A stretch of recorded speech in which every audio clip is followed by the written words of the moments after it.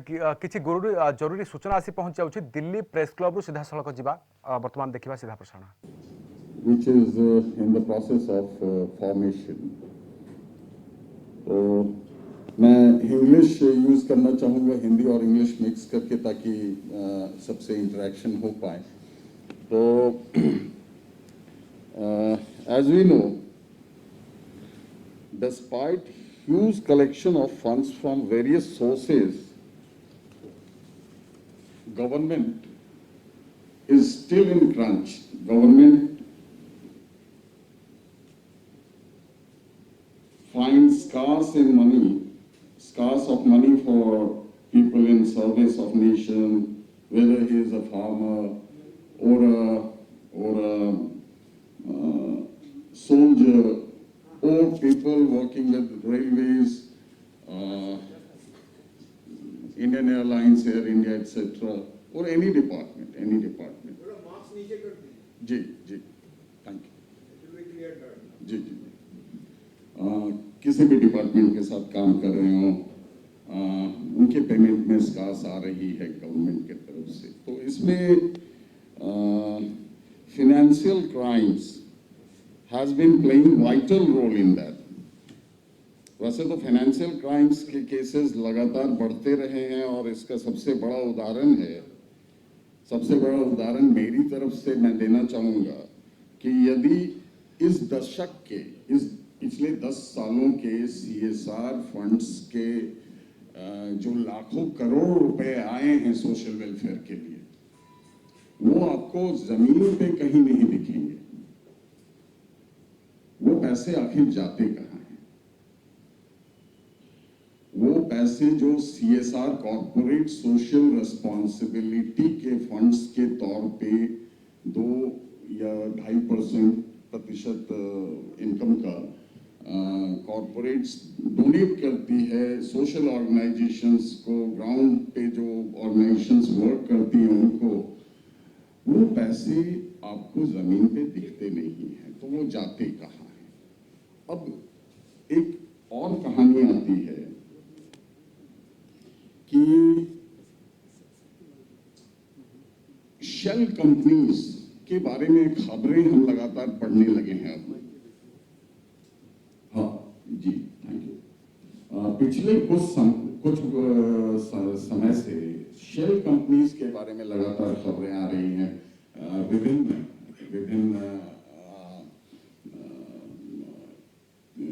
कंपनियों द्वारा शेल कंपनियों को पैसे लिए जाने की काफी सारी घटनाएं सामने आई हैं.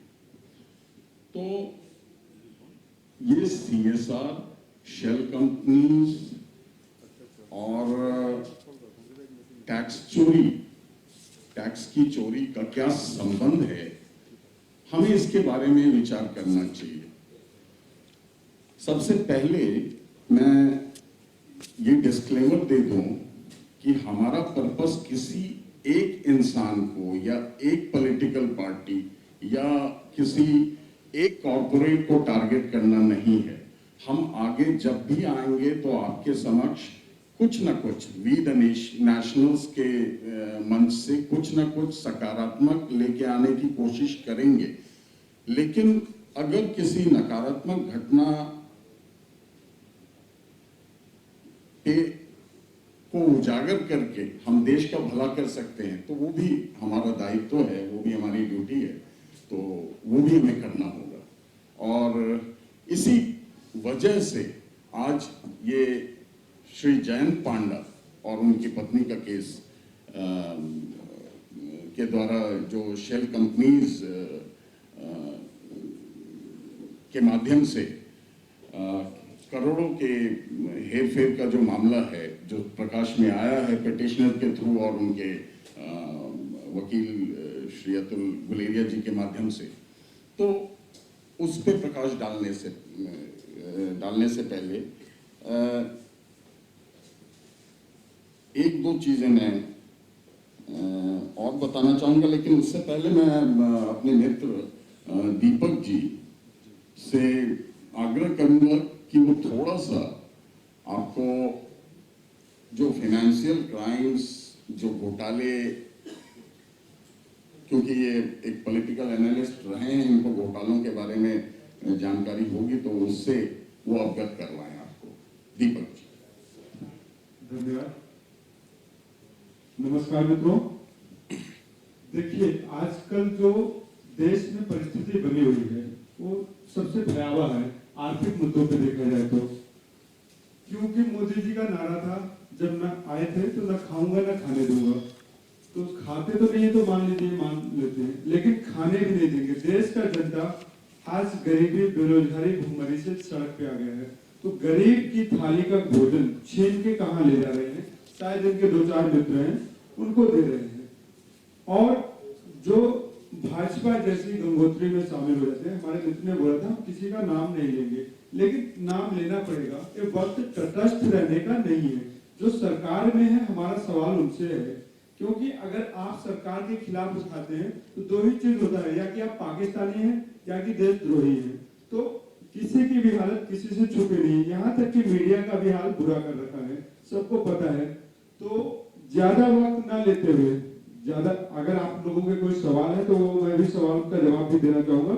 लेकिन भाजपा के जो उपाध्यक्ष हैं, ये आपके जयंत पांडा, इनके ऊपर करप्शन के चार्जेस, इनके कंपनी के सेल किस तरह से इन्होंने घोटाले किए हैं, तो उससे बचने के लिए 2019 में भाजपा शामिल हो जाते हैं। तो आप समझ सकते हैं कि देश में जो भी करप्ट है, जो भी बेईमान है, अगर वो भाजपा में आ जाता है तो उसके ऊपर कोई चार्जेस नहीं बनते हैं। ये देश की जनता चाहती है, जनता जो है जानना चाहती है आखिर ऐसी वो कौन सी गंगोत्री बहा रहे हैं जहाँ की सारे करप्ट, सारे भ्रष्टाचारी आगे एकदम पवित्र हो जाते हैं रातों रात। और अगर आप विपक्ष में रहते हैं तो पाकिस्तान भेजने की बात करते हैं, देशद्रोही बात करते हैं। देश में आप मोदी जी का विरोध कीजिए, सब करते हैं, भाजपा का विरोध कर सकते हैं, लेकिन ये लोग इसको इस परिदृश्य में पेश कर देते हैं कि जैसे आप देश का विरोध कर रहे हैं। देश विरोधी कोई नहीं है, सब लोग देश का हित चाहते हैं, भारत माता की सब संतानें हैं। लेकिन सरकार से सवाल करना, उसके प्रति जिम्मेदार बनना, ये हमारा भी कर्तव्य है जितना उतना ही सरकार का भी है कि जनता के प्रति जवाबदेही। तो ट्रांसपेरेंसी नहीं बची है। तो इस घोटाले के बारे में जरा मैं आपको बताना चाहूंगा कि इन्होंने क्या क्या काम किए हैं। बुलेरिया जी बताएंगे? मैं बता, ठीक है, आप बता दीजिए। तो एक तथ्य है, इन तथ्यों को बता सकते हैं, आपके सामने रखिए आप। जी जी, मैं पहला पॉइंट आपके सामने उजागर करना चाहूंगा कि भाजपा के जो वरिष्ठ उपाध्यक्ष हैं, नेता हैं बैजंत पांडा जी, इनकी पत्नी जग्गी मंगत पांडा, इनकी कंपनी, इनके जो स्वामित्व वाली कंपनियां थी, काले धन, मनी लॉन्ड्रिंग और करोड़ों के राजस्व के साथ भारतीय सरकार को धोखा देने के दौर में शामिल है। यह कोई आरोप नहीं है। बैजंत पांडा और जगमंगत पांडा दोनों से पूछताछ करने के लिए एजेंसियों को पहले से पर्याप्त सबूत मौजूद थे, लेकिन इंडियन एक्सप्रेस ने खुलासा भी कर चुका है। लेकिन जैसे ये खुलासे सामने आते हैं तब ये भाजपा में शामिल हो जाते हैं, इनकी जांच बंद हो जाती है। तो आज हम यही जानना चाहते हैं कि जांच कब होगी, कहां तक पहुंची है जांच, या भाजपा में आने के लिए रिकॉर्ड होना जरूरी है कि आप क्रिमिनल हो, आपने घोटाले किए हो, तो या फिर मोदी जी बताएं, अमित शाह जी बताएं कि सिर्फ इनका काम है विपक्ष को गाली देना, विपक्ष को आरोप लगाना। 24 जनवरी 2019 को सभी सबूतों के साथ किसी एक्टिविस्ट ने सीबीआई, ईडी, सीबीडीटी, पीएमओ और दिल्ली हाई कोर्ट में बैजंत पांडा और जगत पांडा के खिलाफ शिकायत दर्ज किया। जग्गी सॉरी। और 4 मार्च को भाजपा के वर्तमान राष्ट्रीय उपाध्यक्ष बैजंत पांडा भाजपा में शामिल हो जाते हैं। यह अनहोनी है या होनी है? आप लोग बताइए क्या हो सकता है? आप सब लोग समझदार हैं कि क्रिमिनल्स का आरोप लगते हैं, भाजपा में शामिल हो गए।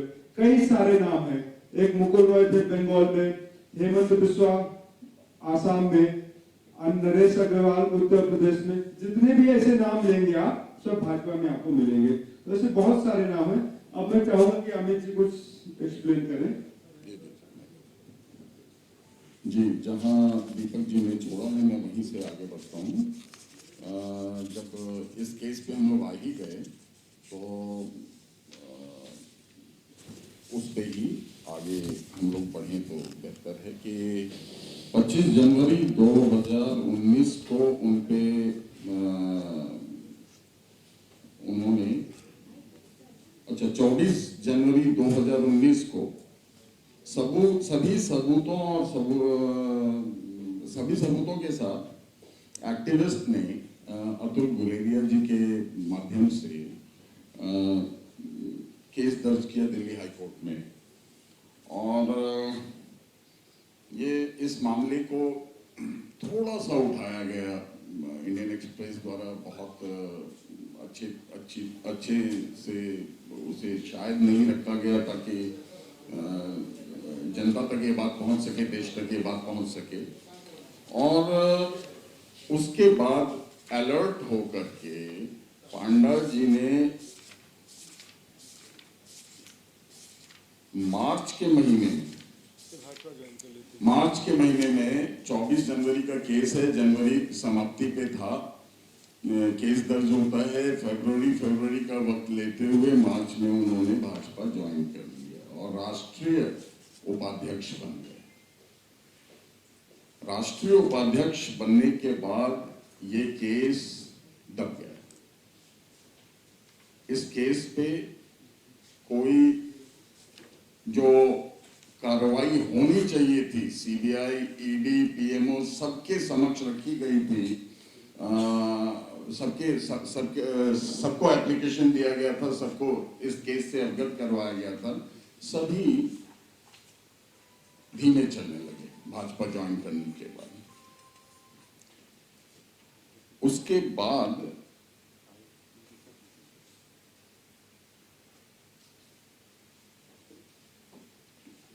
उसके अलावा एक और केस इस बीच में सामने आया, और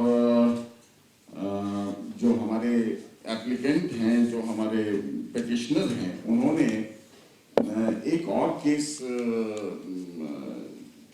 इन्हीं दंपत्ति के द्वारा किए गए एक और आर्थिक अपराध के तरफ ध्यान आकृष्ट किया, जो ओटीवी, ओडिशा टीवी को जयंत पांडा जी के स्वामित्व वाली कंपनी और उनकी पत्नी के स्वामित्व वाली कंपनी ही चलाती है, उसके माध्यम से मनी लॉन्ड्रिंग के केसेस सामने आए।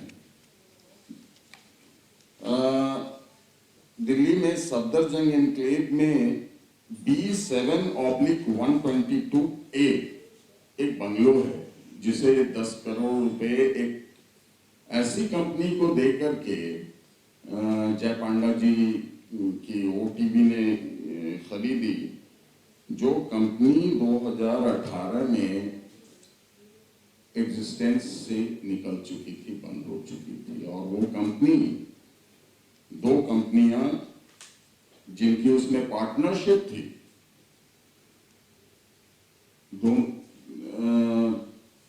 वो दोनों ही कंपनियां बहामास और पनामा की थी, टैक्स हेवंस के बारे में अब लगभग सभी लोगों को जानकारी है, और टैक्स हेवंस के माध्यम से क्या होता है, किस तरह से मनी रोटेशन होती है, ये अब लगभग सबको पता है। तो सुरंगी सर्विसेज लिमिटेड SSL वो कंपनी है जिन पे बहामास की जिन दो कंपनियों ने पैसे लगाए थे, वो थे फिनले कॉर्पोरेशन जिसका शेयर था 81.65% और मेसीना कॉर्पोरेशन जिसका शेयर था 7.81%। बहामास गवर्नमेंट के आंकड़ों के अनुसार फिनले कॉर्पोरेशन 29 मार्च 2018 को और मेसीना 13 फरवरी 2013 की तिथि से भंग कर दी गई थी। उन कंपनियों के लगाए हुए पैसे से ओटीवी का ट्रांजैक्शन होता है।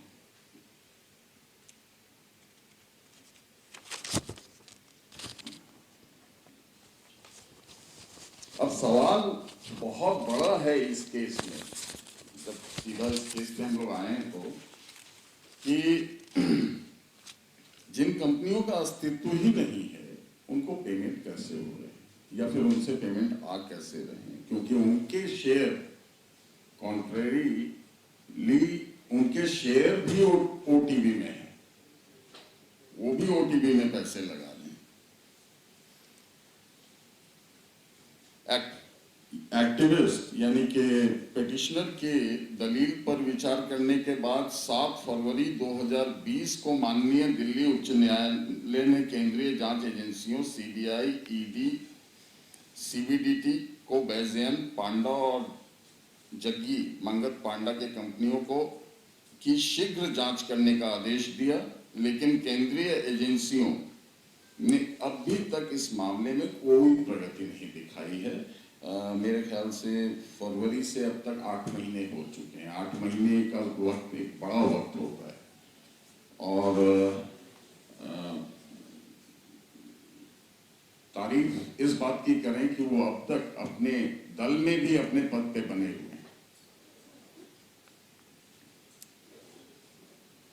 सिर्फ केंद्र सरकार ही नहीं बल्कि ओडिशा सरकार की तरफ से भी उन पे कोई एक्शन लेने की जल्दी नहीं दिखाई गई है।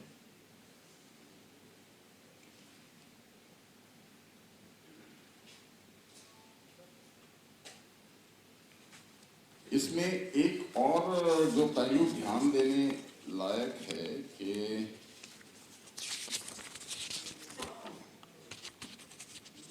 जो international consortium of investigative journalist, आपकी ही एजेंसी है ICIJ, international consortium of investigative journalist,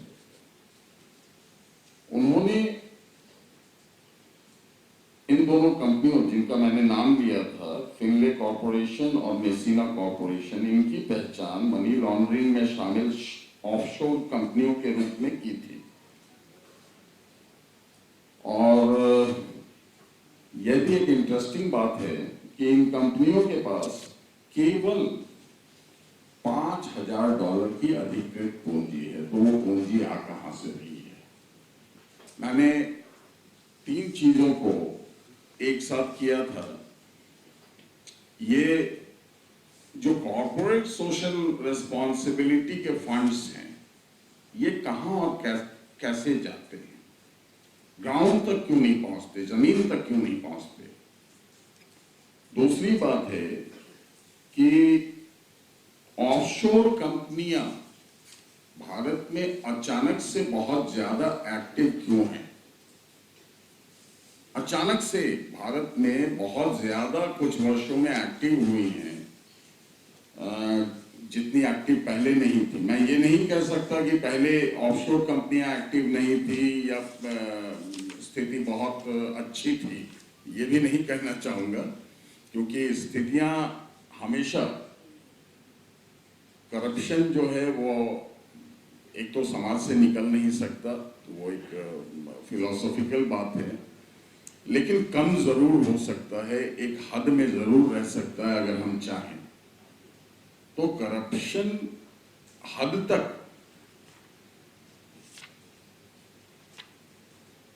ये भी नहीं कहूंगा कि पहले था, हद से ऊपर ही था, लेकिन अब वो बेहद वाले जो एक लेवल पे जा रहा है, तो उसे कंट्रोल करने के लिए आपके माध्यम से, मीडिया के माध्यम से हम लोग चाहेंगे कि कुछ मामले तो बहुत हैं, बहुत सारे घोटाले हैं, बहुत सारे घोटालों के मामले हैं। अभी वर्तमान सरकार जो है, उन्हीं के कितने मंत्रियों पे और मुख्यमंत्रियों पे, दिलीप रे कोयला घोटाला, हेमंत बिश्वा शर्मा, हाँ बस संक्षिप्त में कर रहा हूँ, हाँ बस दो जी फिर से बोले। मैंने कहा वकील साहब अगर बता देंगे बजट, हाँ वो आप क्वेश्चन आंसर मैम ले लेंगे। जैसे आप एक एक करके बता रहे हो, उनके पास जो है जी ये पूरे सारे जो चार्जेस हैं उसको एक साथ बता नहीं, दें। वो क्वेश्चन आंसर में एक एक करके आप ले लीजिए, मैं एकदम शॉर्ट में कर रहा हूँ। जी जी जी, बस नाम ले रहा हूँ मैं। हेमंत बिश्वा शर्मा जी हैं, BS येदियुरप्पा जी हैं, रमेश पोखरियाल निशंक जी हैं, नारायण राणे जी हैं, इन सब पे हैं। लेकिन जयंत पांडा जी का केस एक जॉय पांडा जी का केस एक ऐसा केस है जिसके बस मैं वहीं आ ही रहा था कि जिसके पिटिशनर के वकील हमारे साथी हैं। तो मैं आप सबों से अनुरोध करूंगा क्योंकि इसको स्पीच का रूप ना दे करके, और वो समय बचत की भी हमारी एक ये है ज़रूरत है, तो उसको स्पीच का रूप ना दे करके जो क्वेश्चन आंसर्स हैं वो आप उनके वकील श्री अतुल गुलेरिया जी से पूछें और वो इसका जवाब दें। जी सर, मेरा एक सवाल है।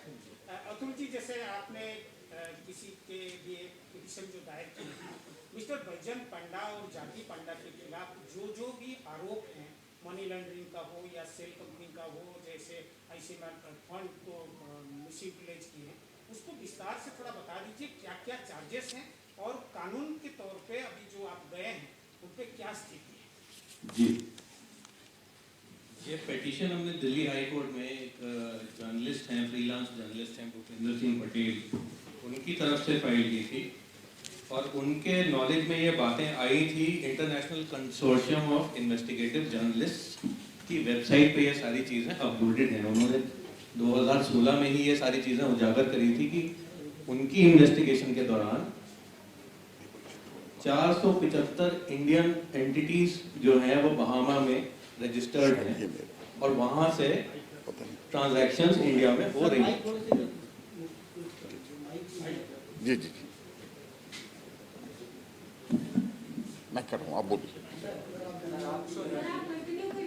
जी जी जी जी जी, आप कंटिन्यू कीजिए। उस आईसीआईजे की वेबसाइट पे ये चीज़ें सारे दस्तावेज अपलोडेड थे जिनको पिटिशनर ने मेरे समक्ष ला के रखा और मैंने उनको स्टडी किया और ये पाया कि ये एक फिट केस बनता है हाई कोर्ट के पहले कंप्लेंट दायर की जाए अथॉरिटीज़ के समक्ष। तो CBI, enforcement directorate, multi agency group, PMO, सब जगह एक प्रॉपर रिटन कंप्लेंट फाइल की गई। उसमें ये हमने अथॉरिटीज़ को बताया कि कुछ ऐसी कंपनीज हैं बहामास में जो एक ही एड्रेस पर रजिस्टर्ड हैं, उनके कर्ता धर्ता कौन है उनका कोई अता पता नहीं है।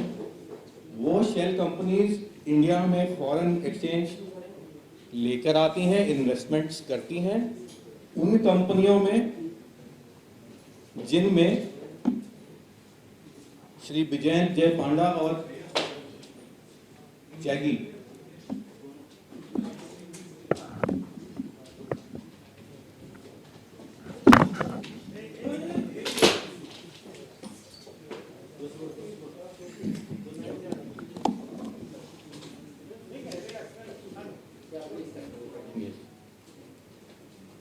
ये ऐसी शेल कंपनीज हैं, 3 कंपनीज हैं फॉर एग्जांपल मैं आपको बताता हूँ, फिनले कॉर्पोरेशन, मेसीना और पिकीका के नाम से बहामास में एक ही एड्रेस पे रजिस्टर्ड हैं। उसी सेम एड्रेस पे 300 और कंपनियां रजिस्टर्ड हैं।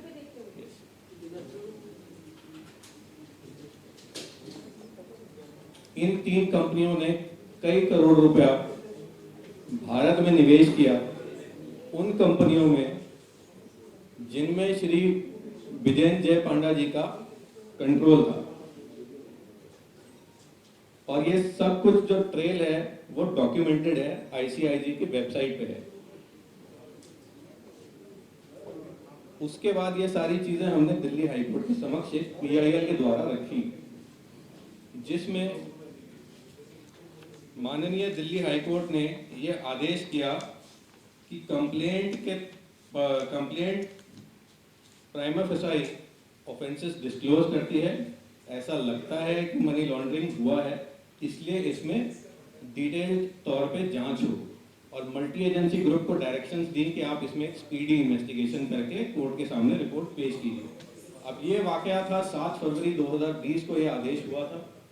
उसके बाद से अभी तक 8-9 महीने हो चुके हैं, कोई इसमें प्रोग्रेस नहीं है।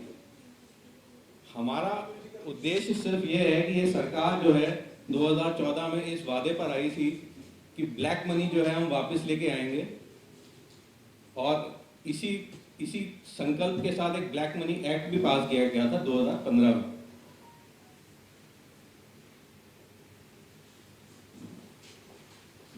fraud money कितना है? What is the total amount fraud you are just moving at? I am not saying fraud sir, I am not saying fraud. नहीं, मैं इसलिए मैं पूछ रहा हूँ कि जो कोर्ट ऑर्डर दिया आपको, इन्वेस्टिगेशन किस बेसिस पे करेंगे? What is the total amount? It's a matter of investigation, I guess, because until investigation happens, we cannot calculate the money. We cannot say this much amount is there. But this has happened, is visible through various proofs. I believe you all are having copies of my writ petition which I filed in the Delhi High Court. It is totally documented and supported by evidences, and everything is there in the writ petition. It is a part of public record. It is not that we are alleging against somebody without any basis. You are under pressure right now? No, No. The case will be moved. case is with the authorities to be investigated. What is the duration of the time? Trial. The investigation is in progress. I can't say anything about trial. Yes. Do you have any ideas or allegations that there is a nexus between Chidambaram and Jayapanda? Because some information is there. No. That is not my domain, Mr. I am an advocate. I filed a petition before the Delhi High Court pertaining to a particular transaction only, and which eventually led to Mr. J. Bijan Panda. And there is no nexus between Jayapanda and Chidambaram? Not to my knowledge. Not to my knowledge. Atulji, who is investigating this case, and what is your demand? What is your demand? My demand is the prayer of my PIL which I filed before the Delhi High Court, which is, I should read it out to you if you want. I had asked the Honorable Delhi High Court to issue appropriate directions, orders or writ in the nature of mandamus, thereby directing the respondents. The respondents is a group of investigating agencies, that is the multi-agency group. It comprises of CBDT, Central Board of Direct Taxes, Enforcement Directorate, and there is Income Tax Department. इन तीनों departments को मिला के एक multi agency group बना है केवल इस type के ऑफेंसेस को इन्वेस्टिगेट करने के लिए। तो हमने हाई कोर्ट से ये डिमांड किया था कि ये एलिगेशंस हैं हम आपके सामने प्रस्तुत कर रहे हैं, इसमें जांच करवाई जाए। हाई कोर्ट ने जांच के आदेश दे दिए थे 7 फरवरी 2020 को। अब जांच चल रही है 8 महीने से, लेकिन उसकी प्रोग्रेस क्या है ये हमें मालूम नहीं। सर, आपने जयपंडा के खिलाफ एलिगेशंस लाए हैं, क्या-क्या एलिगेशंस है, और जो आपने कहा कि सम करोड़ ऑफ मनी, वो कितने करोड़ ऑफ मनी का है और क्या एलिगेशंस उनके नाम पे है? एलिगेशंस उनके नाम पे ये हैं कि वो जो पैसे की ट्रांजैक्शंस हैं, जब तक आप डॉक्यूमेंट्स देखेंगे आपको समझ में आएगा कि वो जो शेल कंपनीज हैं वो ऐसी कंपनीज में इन्वेस्ट करती हैं, ऐसे आदमी के थ्रू इन्वेस्ट करती हैं जो कि जिनका नाम है मंजुला देवी श्रॉफ। फॉर एग्जांपल मैं आपको बताता हूँ, the shell companies are represented by one person, namely Manjula Devi Shroff. They invest money into 3 or 4 companies in which Manjula Devi Shroff herself is a director. And ultimately those companies are acquired by these 2 companies which are owned by Shri Jay Panda. These companies are, I'll tell you the names. It is Panda Investments Private Limited, which has acquired 98.54 shares. इसमें share holding mister विजय जगी पांडा की 98.54% है। The second company is metro Skynet limited, जहां पे इनकी 99% share holding है। इन 2 companies जो कि मिस्टर पांडा एंड उनकी वाइफ के द्वारा कंट्रोल की जाती हैं, इन 2 कंपनीज ने वो कंपनीज एक्वायर कर ली जिसमें ये बाहर से पैसा आया था। सर, आपने कहा नहीं, केस हमने लास्ट ईयर मार्च में किया था, 2019 में। फरवरी में ऑर्डर आया। फरवरी में ऑर्डर आया आपका इन्वेस्टिगेशन का। जी। तो अभी तक जो इन्वेस्टिगेशन हुई जी। उसके बारे में आपको कोई नॉलेज नहीं है? नहीं, कोई कुछ बता भी नहीं रहा है। ये इतनी देर क्यों लग रही है? इसका क्या मतलब है कि इन्होंने करप्शन करने के बाद भाजपा ज्वाइन कर ली। भाजपा ज्वाइन करने के बाद क्या उनके प्रेशर में कोर्ट काम कर रही है? इन्वेस्टिगेशन में डिले कर दिया कि क्या वजह? कोर्ट ने अपना काम कर दिया। कोर्ट ने आदेश पारित कर दिया था 7 फरवरी 2020 को। अब जो मामला है वो इन्वेस्टिगेटिव एजेंसीज के समक्ष है। ये उनको करना है इन्वेस्टिगेशन और कोर्ट के सामने रिपोर्ट फाइल करनी है। और दोबारा कोर्ट से आप पूछ नहीं सकते उनसे कि भाई इन्वेस्टिगेट हम जा सकते हैं, हम जा सकते हैं। तो आप ये विकल्प है हमारे हो पास। गई आपकी। You have any plan that will move again to the court regarding on the information of the investigation? Yes, we do plan. Sir, how much money they invested in the share company? Around 18 crore rupees. From the two You companies? talked about the CSR activity. What is your special allegations against that company or that corporate sector? No, not. What about the CSR activity? No. My petition doesn't talk anything about CSR. CSR, this petition But does you not. said regarding that there is no CSR in the ground.